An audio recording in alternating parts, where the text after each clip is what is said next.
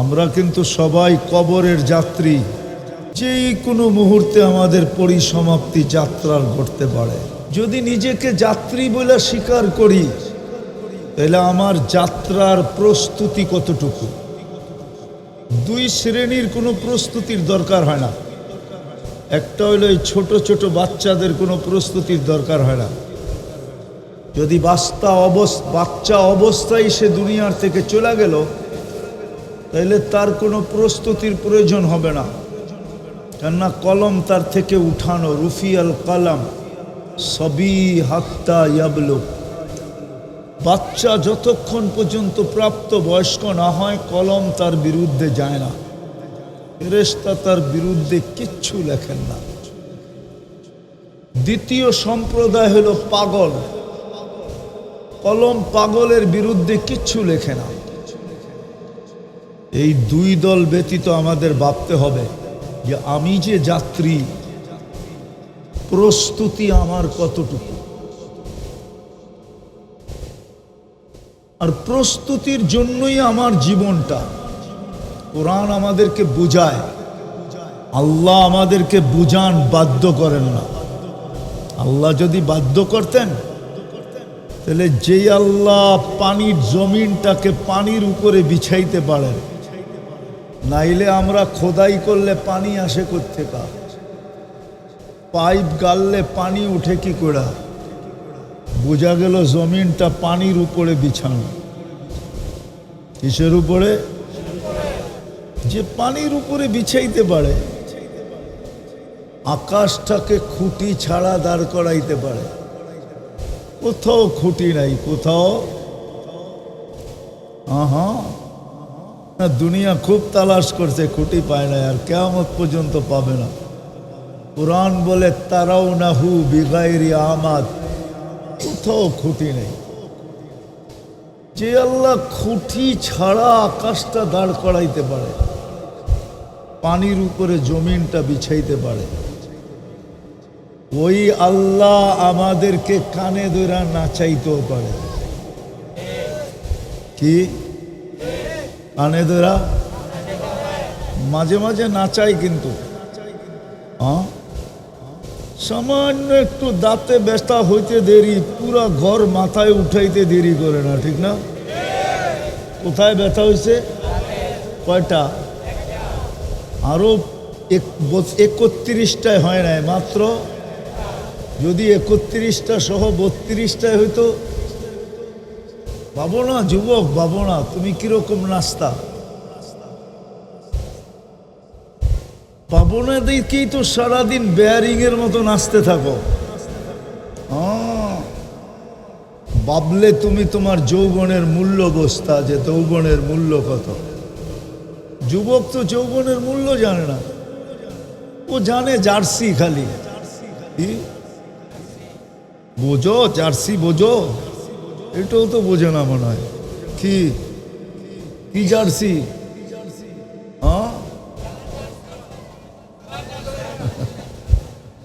রাগ হয়ে যেও না, তোমার আমি বুঝাইতে চাইতেছি। বোঝো, কাজে দিবে। তুমি যৌবনের মূল্য বোঝো না।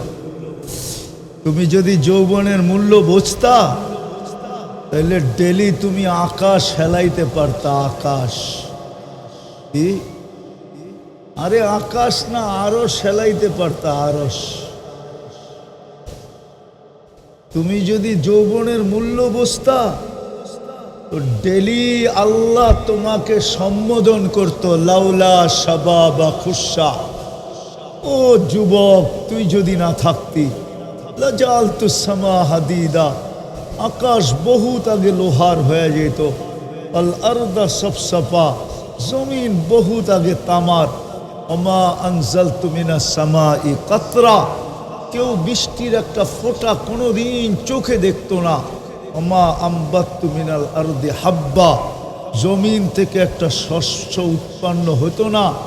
বাল আনজালতু আলাইহিমুল আযাবা সাব্বা, যেরকম মুষলধারে বৃষ্টি আসে, এরকম আযাব দিয়া সব ধ্বংস করে দিতাম। আপনি বলবেন আল্লাহ এত রাগ হলো কেন? রাগ হবে না কেন?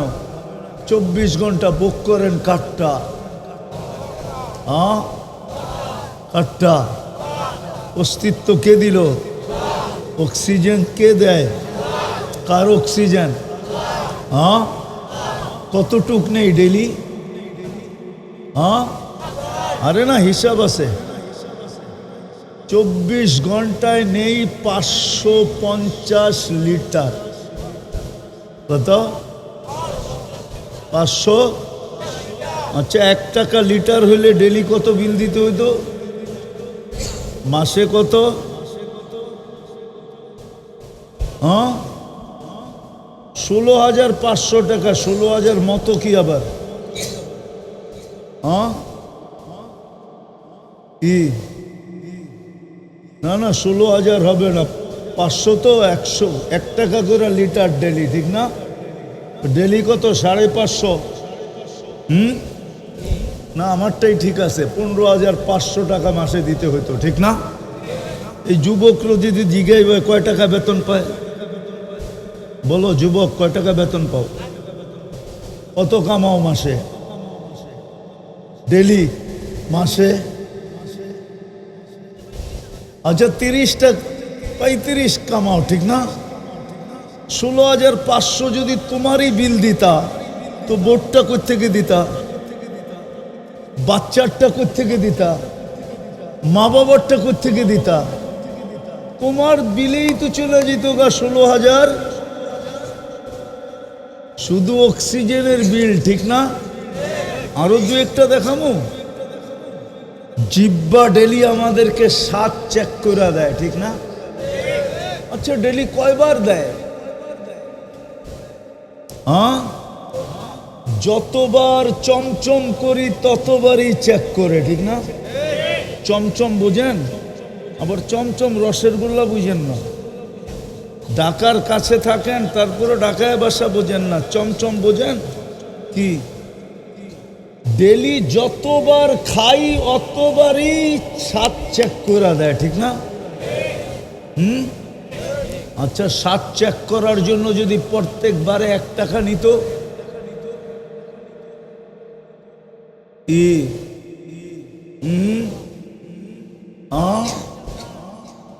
বলো 35,000 টাকার থেকে বাকি 7 চেক করারটা চলে যেত।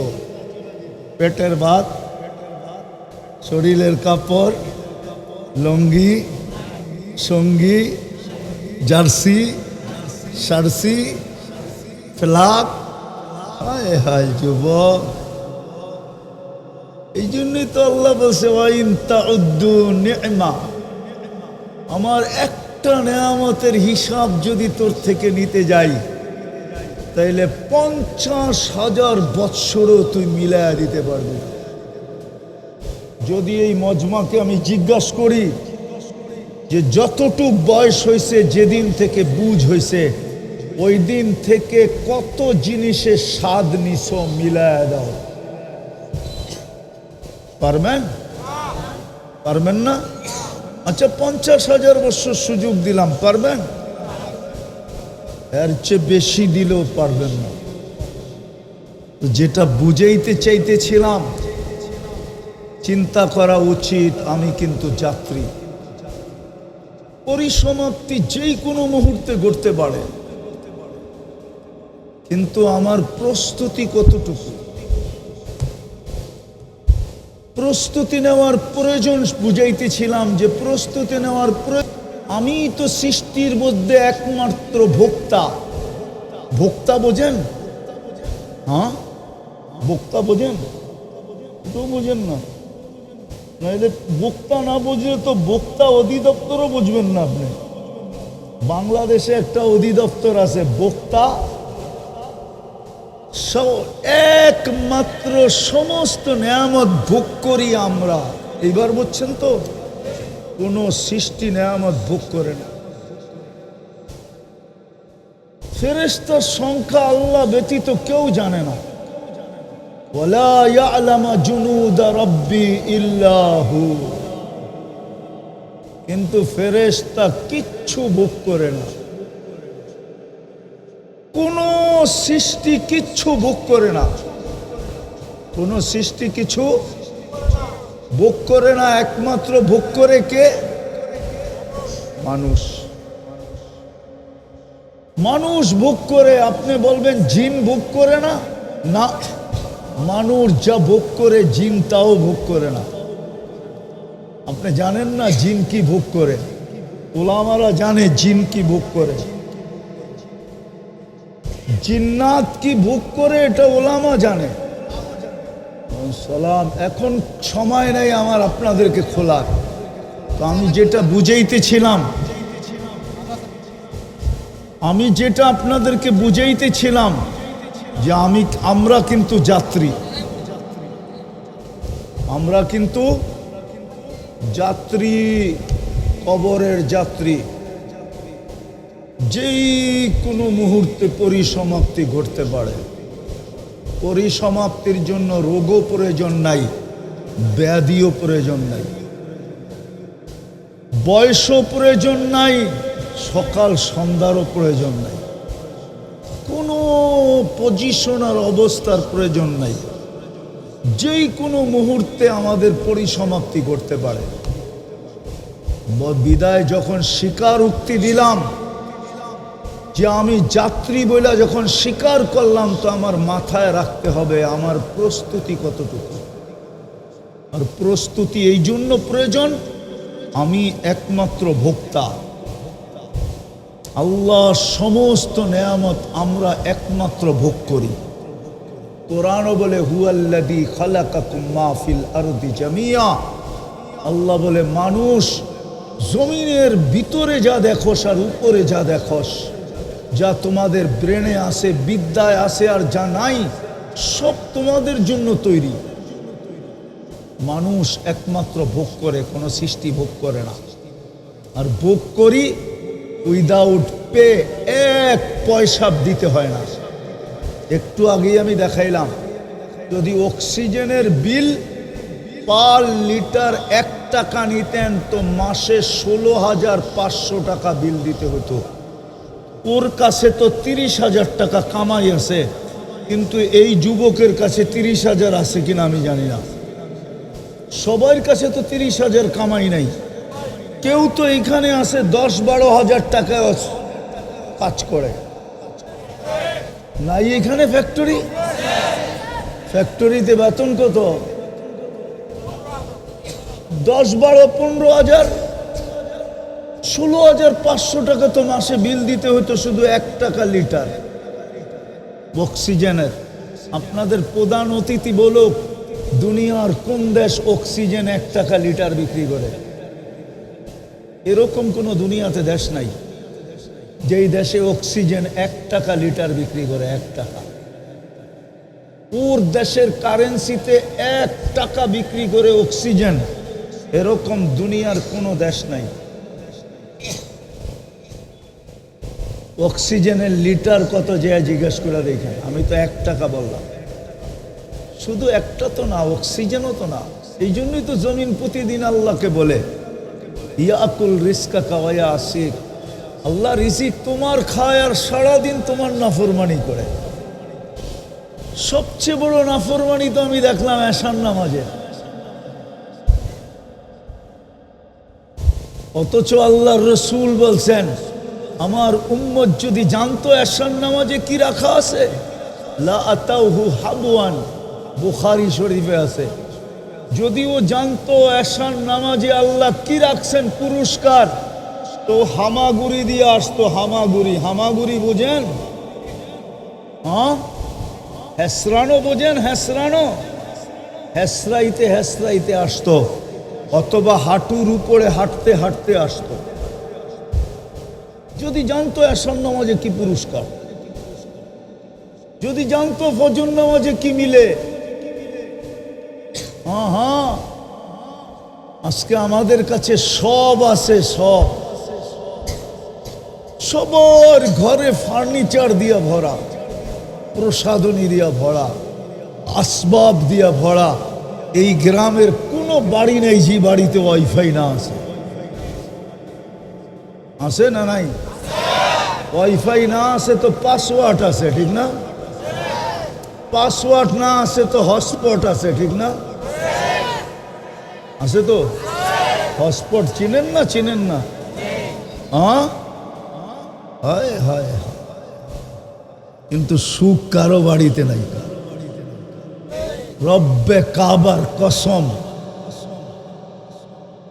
রব্বে কোরআনের কসম, রব্বে মোহাম্মদের কসম, যার জীবনে মা নামাজ নাই, ও যদি বাড়ি সোনা দিয়েও বানায়, ও যদি সোনার গাড়িতেও চলে, ও যদি সোনার খাটেও ঘুমায়, ও যদি সোনা 3 বেলা বক্ষণ করে, ওর জীবনে সুখ থাকবে না না না না না না,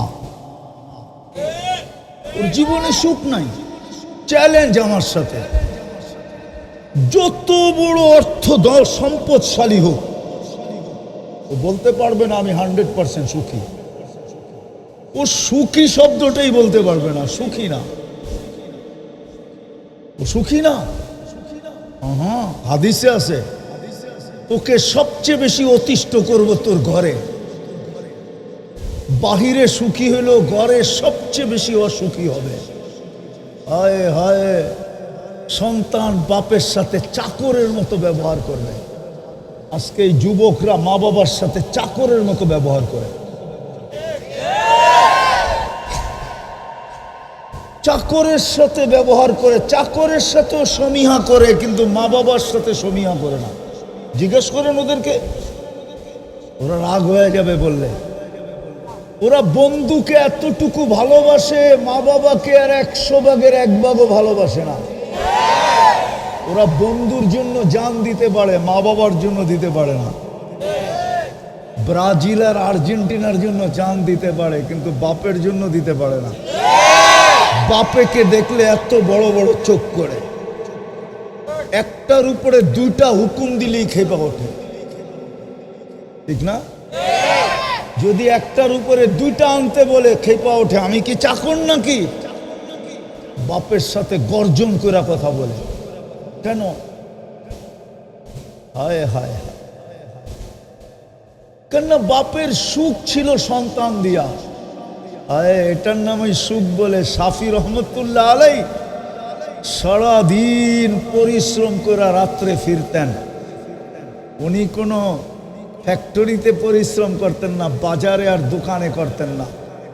সারাদিন কোরআন হাদিসের পিছনে পরিশ্রম করতেন। রাত্রে যখন বাড়িতে ফিরতেন, ওনার আব্বা ছিল না, শুধু আম্মা ছিল। আম্মার পায়ে তেল মালিশ করতেন আর টিপা টিপা আম্মাকে ঘুম পড়াইতেন। প্রতিদিন ওনার কাজ ছিল এটা। মাঝে মাঝে খুশিতে আম্মার পায়ের তালুতে চুমা দিতেন। আম্মা কাইপা উঠা বলতো, শাফি আমার পায়ের তালুতে চুমা। বলছে, মা তোর পায়ের তালুতে চুমা দিই না, আমি তো আমার জান্নাতে চুমা দিয়া স্বাদ নিতেছি, স্বাদ। শাফি, এটার নাম সুখ, এটার নাম, এটার নাম, এটার নাম ওয়াইসকরণীর নাম শুনছেন? হ্যাঁ, ও তো সাহাবী হইতে পারত, বেশি দূরেও তো ছিল না মদিনার থেকে। আপনারা করণ চিনেন না?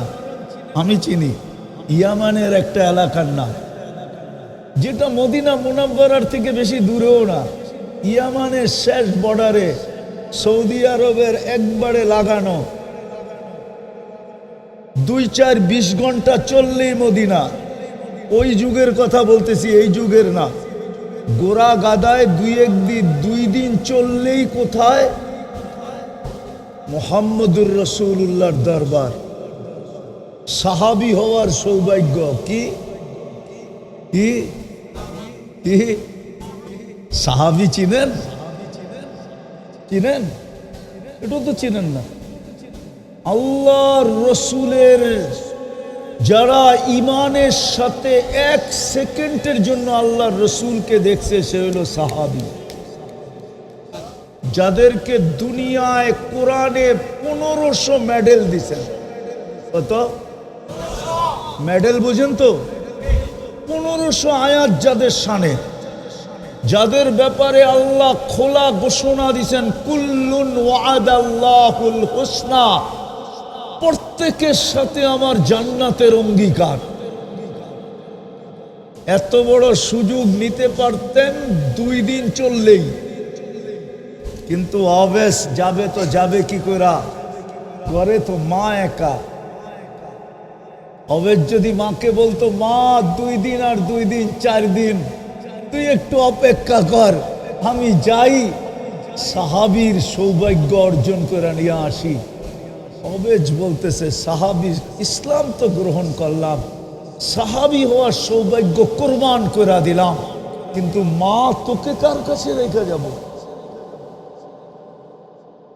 আমার মাকে কে দেখবে? কেউ তো আমার নাই, আমি আর মা কেউ তো নাই। আল্লাহ জানায়া দিয়েছেন মুহাম্মদুর রাসূলুল্লাহ সাল্লাল্লাহু আলাইহি ওয়াসাল্লামকে জানায়া দিয়েছেন, অবেশ মার কারণে আপনার কাছে আসতে পারতেছে না। আমি দুনিয়াতে অবেশকে দিতেছি। বলছে কি দিবেন? বলছে হাত উঠাইলি দোয়া কবুল, হাত উঠাইলি, হাত উঠাইলি, হাত উঠাইলি, বাকিটা আখেরাতে দিব। আল্লাহর রাসূল বলছে,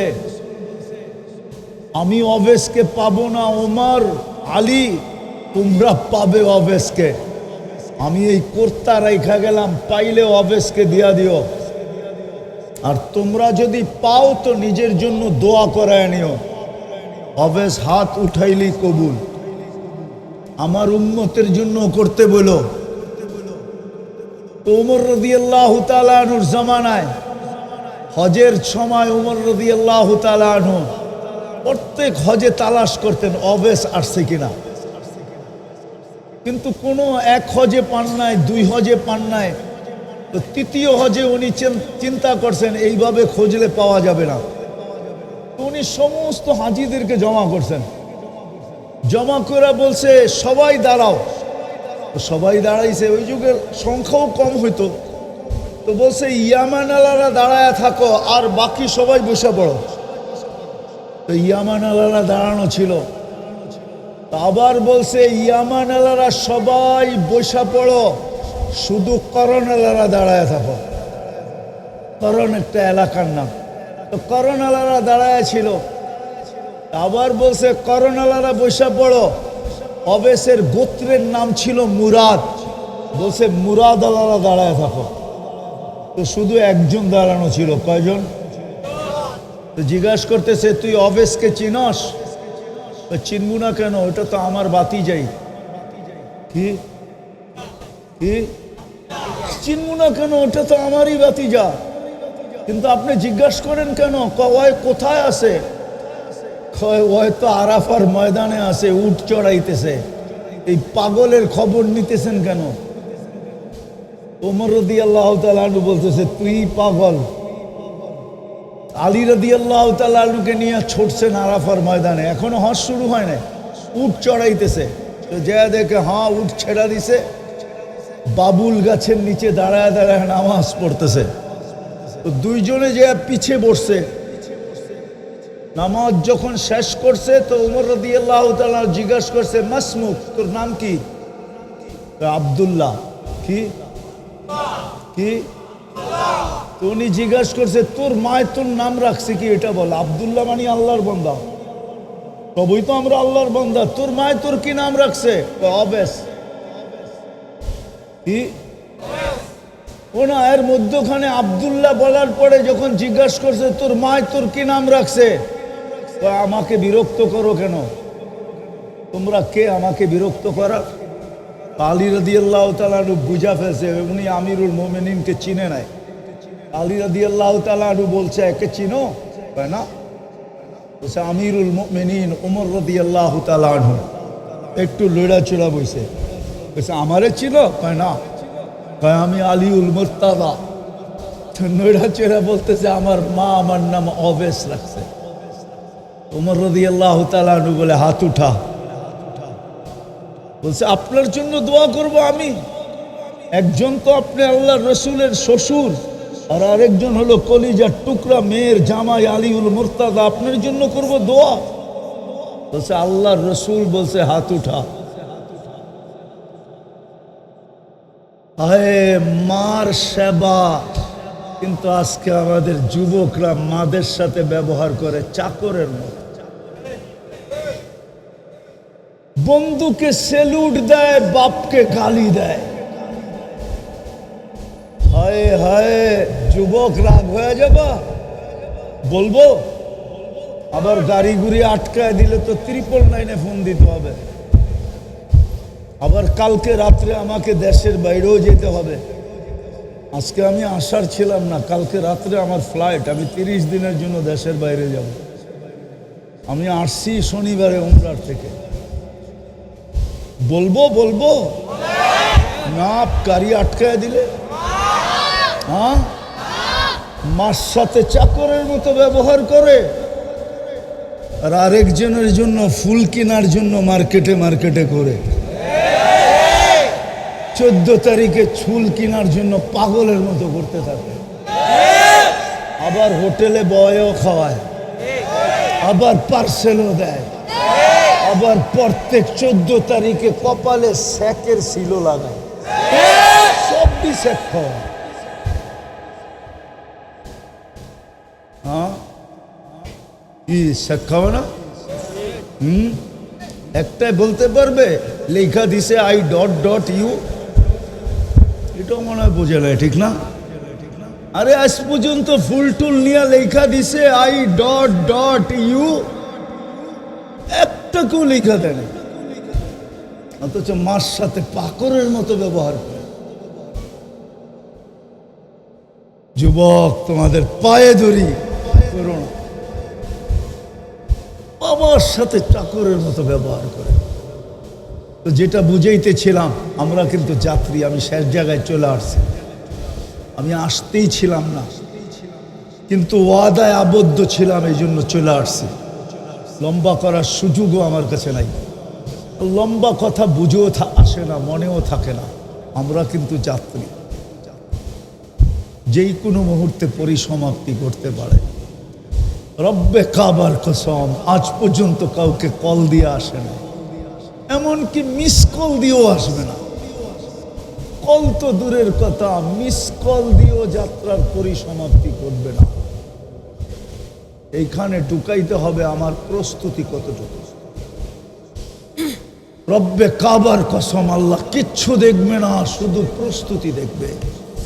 যুবক প্রস্তুতি নিল তো আল্লাহর কাছে সর্বশ্রেষ্ঠ যুবক হিসাবে ঘোষিত হবে। নারী পুরুষ প্রস্তুতি নিল তো জান্নাতের 8 দরজা ওকে ডাকতে থাকবে। পুরুষ প্রস্তুতি নিবে তো মৃত্যুর সময় ফেরেশতা সেলুট দিয়া তাকে নিবে। প্রস্তুতি কতটুকু? প্রস্তুতির জন্যই ডেলি ডাকা হয়। যেখান থেকে আমি বাহির হয়ে গেছি যে ফজরে কি আছে, এশায় কি আছে, নামাজে কি আছে, সব আছে, সুখ নাই। বললাম না, সোনার খাটে শুলেও হবে না সুখ, সোনা দিয়া বাড়ি হইলেও হবে না সুখ। আমাকে বুঝাইতে হবে না। আমাকে রাগ হয়ে গেলেন, আমাকে বুঝাইতে হবে না। মিডিয়ায় কথা চলে যাবে এই জন্য, নাইলে আমি বলতে পারতাম। যদি পয়সাই সবকিছু হইতো তাইলে বিল গেটসের বুড়া বয়সে ওর স্ত্রী ওকে তালাক দিয়ে যেত না। তো দুনিয়ার 1 নম্বর ধনী। হ্যাঁ হ্যাঁ হ্যাঁ, জাস্টিন টুডুরে চিনেন? কে? আরে চিনেন? কি নেট গাঠো তোমরা সারাদিন, খালি আজে বাজে দেখো, ঠিক না?